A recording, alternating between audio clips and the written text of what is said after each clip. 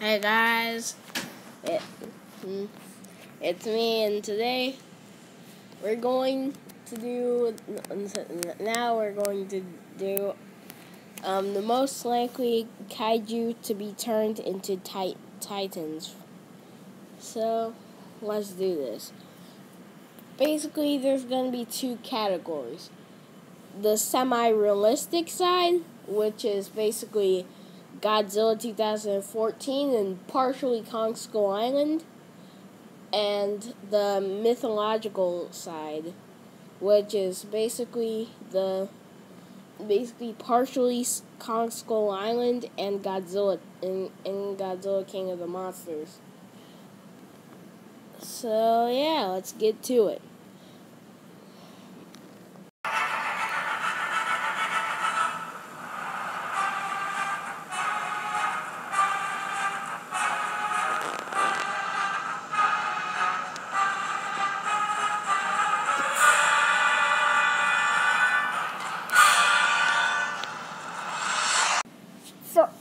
First off the list is a very special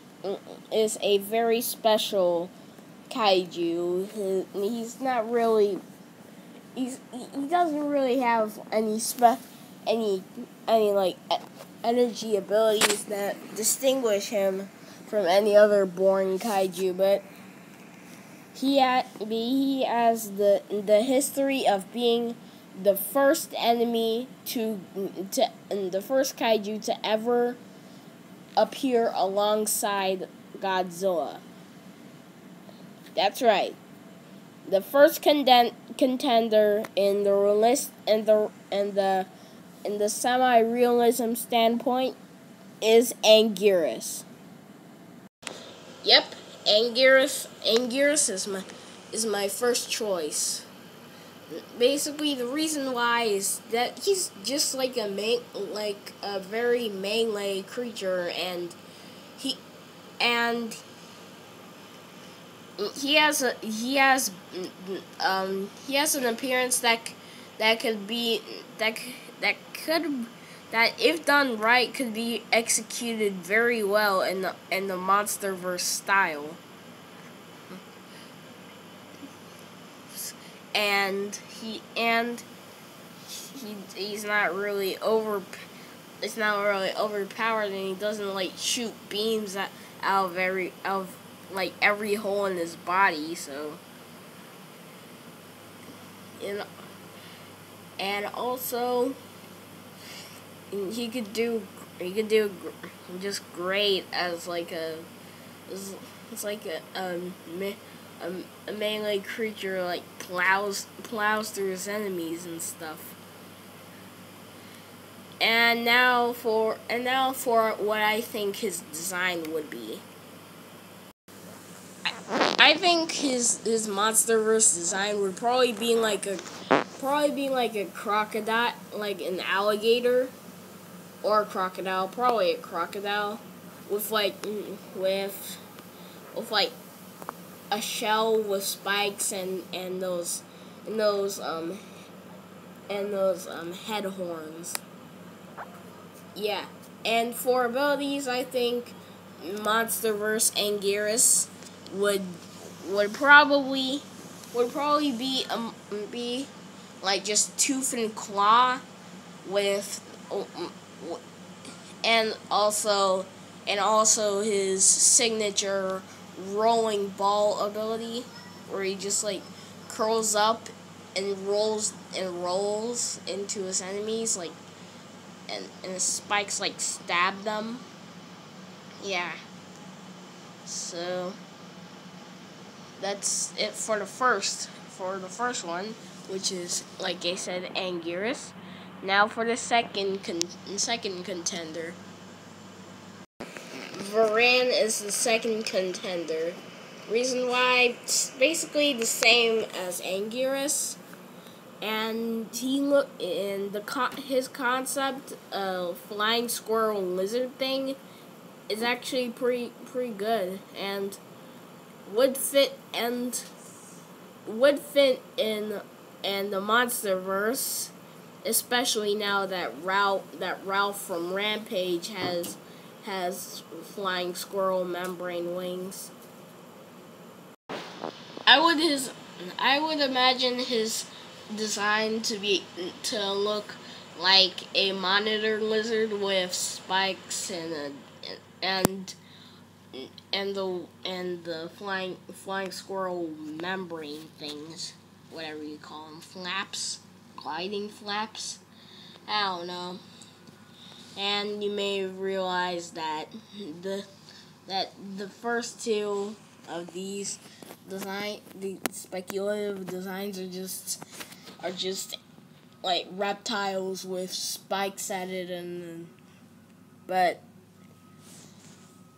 I'll improve on that with the third entry. Yep, Ebra.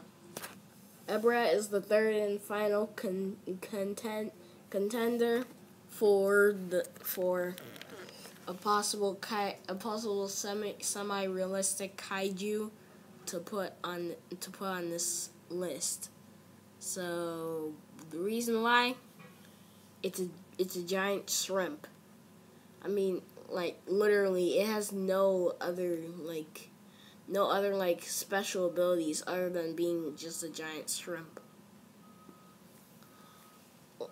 It's probably gonna be just used as like a cameo or fodder for one of the new monsters, one of the other monsters.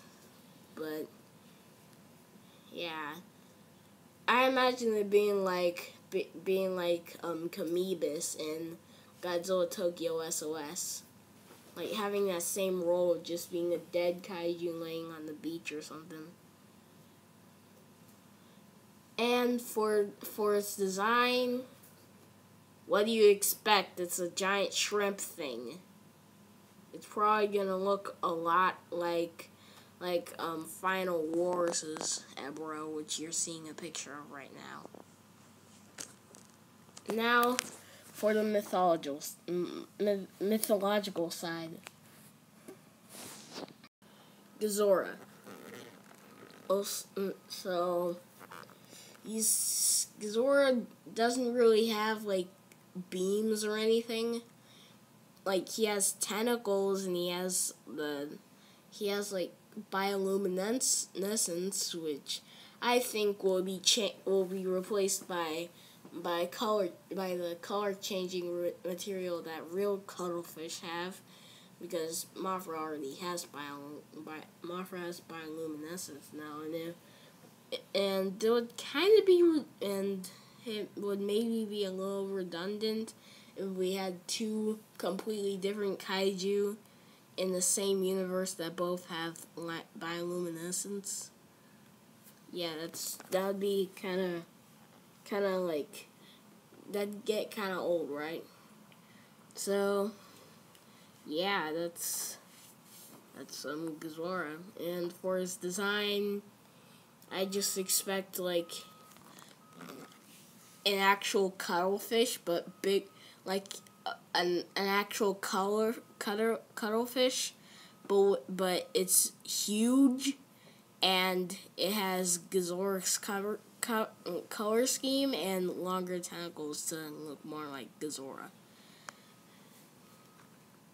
And why did I choose him for the mythological standpoint instead of the semi-realistic one? It's actually because Gazora was worshipped like a god in Space Amoeba, and there's even a theory that Gazora wasn't mutated by Yog. So there's that. Next one. King Caesar isn't really shown to be worshipped as a god, but it is based off a mythical creature and does look like said mythical creature, and is also summoned to guard Okinawa, like the Shisa did for Japanese cities as she said, and Chinese cities as the food dogs.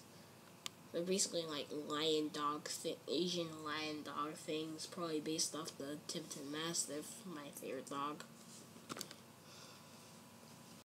For design-wise, I think he would look something like this fan art I found of King Seesaw on Google Images.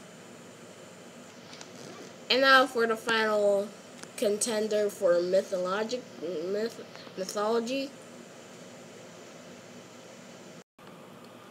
Batra. So the reason why I picked him is because he's related to Mothra, and Mothra is worshipped as a goddess. So why can't Batra have an appearance too? I mean, his design is pretty cool. I don't really get why Batra was only used in one movie. I mean, he has some potential for being in another movie. Like, maybe if Mothra had her own standalone movie, Batra could be the villain, maybe. So, yeah. And for his design, he's probably going to look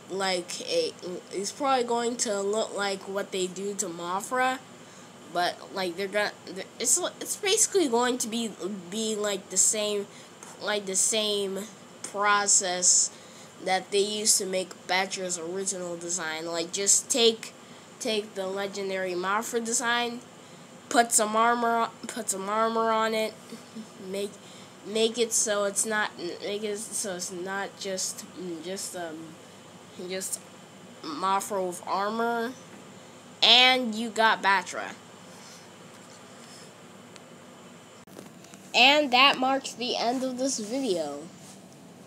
Hope you get a good night's sleep. Sayonara.